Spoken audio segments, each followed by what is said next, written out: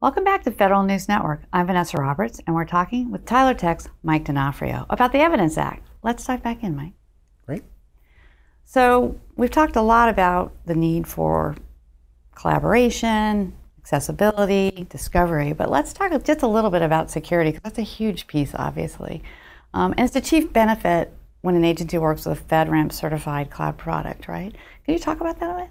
Absolutely. The Tyler Enterprise Data Platform was one of the earliest cloud platforms to achieve FedRAMP accreditation. We got our FedRAMP moderate and have sustained it ever since, which is great. The benefit of having a FedRAMP certification is really initially to check the box. The authority to operate that we have to go through within each of our customers, make sure that the governance and access and process controls are in place appropriate to their standards. But it does help them along that way significantly faster. And given the sensitivity of the topic at hand with data, to include sensitive data perhaps, and personally identifiable information, ensuring that the platform itself is secure with continuous monitoring allows people to sleep well at night. So we talked about the need to protect the data, but let's also move on to a little bit about metrics, because that's a huge piece as well. It's another topic that everybody always wants to know about. There's two sides to that with the Evidence Act, right? So there's the one which is around how do you measure the success of the program and how you're implementing it, but then there's also the use of that data, which is ultimately the goal, to perform better and impact programs. Can you talk about kind of both of those and the balance there? Sure. So along the Evidence Act, there's some concrete milestones that our chief data officers and others are looking to achieve in producing the learning agendas and producing the data catalogs. Those are easier to measure. You either did it or didn't do it. I think the more difficult one is really around the continuum and the value of the Evidence Act more holistically is how are we using data to improve the way in which we're making programmatic decisions. Measuring that over time, I think, is going to be challenging in and of itself. What I think is insightful is how organizations are evolving to use data in their management operations. We're currently working with an organization to put their annual performance plan accessible in an online machine-readable format that links back to the authoritative data. As we started the project, what was great was the questions came in, well, what are we doing with the new bipartisan infrastructure law metrics and the ARPA metrics and all the other metrics that we have to report on? And so the scope of what we were doing immediately became bigger than just the annual performance report. The other component was, while they want to publish on an annual basis and subsequently the desire is to publish more frequently, they also recognize for them to make informed decisions and to feel good about the information they're publishing, they have to know what's going on a more frequent basis. And so we're putting in place the infrastructure to not just publish the annual report, which is the big shiny object that usually sits on a bookshelf, but we're also putting in the mechanisms to be able to measure and monitor performance on a much more frequent basis up to real time. And that's really the exciting part, is we're starting with those compliance efforts, but we're really going back into figuring out how we can use this as a management information system so that we can track progress, achievements, and so on over time. I mean, because ultimately the goal is to impact mission, right? Absolutely. Drive change, see what you could do better, do the good things more and the bad things less. Are you seeing agencies achieving that? Are there some other examples you could share? I think we are. Each federal department is really unique in their mission, which is exciting for me to work with them. If I look at the Health and Human Services, their mission is to save lives, right? And so in collaboration with them, the ability to bring up healthdata.gov as the central repository for all of HHS's open data, to put on there things like the hospital capacity utilization reports, so there's an understanding across the entire nation of the availability of critical supplies across all of our hospitals.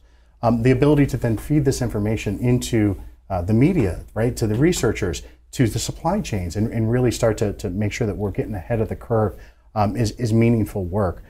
There's a lot of really great examples, even on a smaller scale. We have a customer at USDA, Agricultural Marketing Service, where their constituents are the shipping companies. And with supply chain, that becomes a problem when ships aren't running through the intercoastal waterways.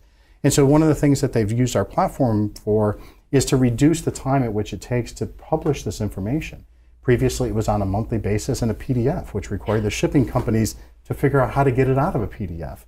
Today, we update that information, or I should say they update that information on a weekly basis with all sorts of evidence and visualizations to show context to the information and provide the shipping companies a better understanding of how the federal government uses that data, as well as get that data in their hands quicker.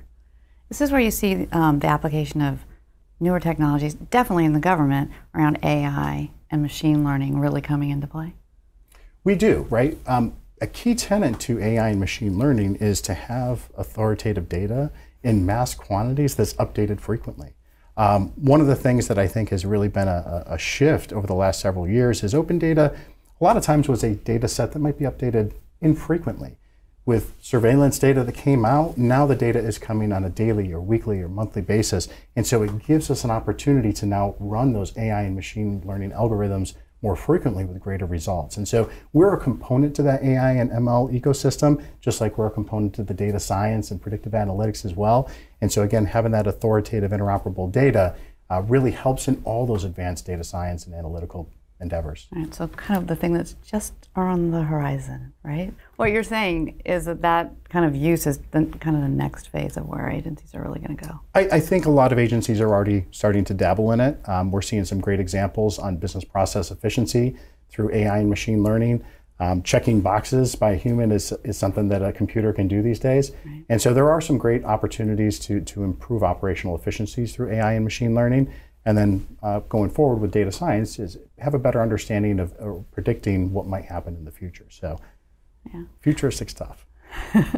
So you've talked about a lot of different agencies already, but maybe there's 1, 2, 3 things that you find you're always repeating on how agencies can really get better at this game of evidence and using it. What are those? Do you have a few of those? I do. I think the first one is recognizing that any data is good data. I think there's a hesitancy to putting bad data out there, and certainly we have to be aware of the negative repercussions of potentially putting out bad data. But data in and of itself can tell a story, and getting it out there, there's a hungry universe of researchers and folks that want to do great things with it. One of the great stories that I think probably no one's ever heard of, including my colleagues here, is at the CDC. They were disseminating data early on, and our state chief data officer customers were saying, geez, I wish it was in this format. And so we were able to very quickly kind of bridge that divide, connect those communities of users, and change the format of the data that the federal government was able to disseminate out, thus making it more useful for the state and local folks. And so there's a wealth of opportunity to continue to improve the collaboration around the data that's being disseminated. There's a wealth of opportunity to improve the frequency in which data is being updated. And I think as we continue to curate evidence, there's an opportunity to increase the amount of consumable information products that the federal government can create that benefit the needs of cities and counties and localities so that they can benefit from advanced data analytics without having to recreate it on their own dime. And do you kind of see that idea? I mean, I think people, their fear is data hygiene, right? Like, is the data legitimate? But maybe the idea that by exposing the data that you can and sharing it and collaborating, that actually leads you to better data hygiene, right? It does. I think we all want to be honest with ourselves. The continuum is a long continuum, and it's going to be going for quite some time. The hardest step is the first one. And I think recognizing the current administration has an open data first mentality, which is fantastic. And so we really need to look at why we're not providing that data out in the public domain.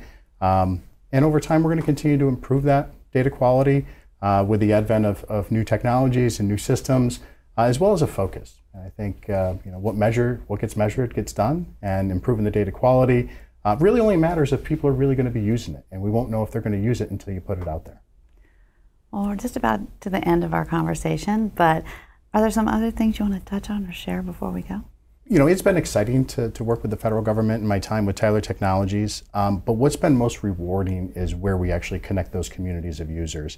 And so whether it's between agencies, across departments, or between the federal government and the state and local governments, that's really the opportunity that I see given the most promise. It's validating that the demand for data is going to continue to grow exponentially and into the future. I feel lucky to be in a position to help facilitate that bidirectional flow of data, and really look forward to partnering with my current customers and other prospective customers to learn the challenges that we've been able to overcome and some of the opportunities that exist in the future. So it's been an exciting time to work with and for government. Well, I want to thank you so much for coming and talking with me today, because it was really interesting to learn about what you're working on and all the different agencies that you're working with. That was actually super fascinating. Well, that's a wrap on today's chat about the Evidence Act. I'm Vanessa Roberts, and I want to thank our guest, Michael D'Onofrio, the Senior Advisor for Federal Solutions at Tyler Technologies. And thank you for joining us, too. To learn more about the Evidence Act, visit federalnewsnetwork.com and search Tyler Tech. Have a great day.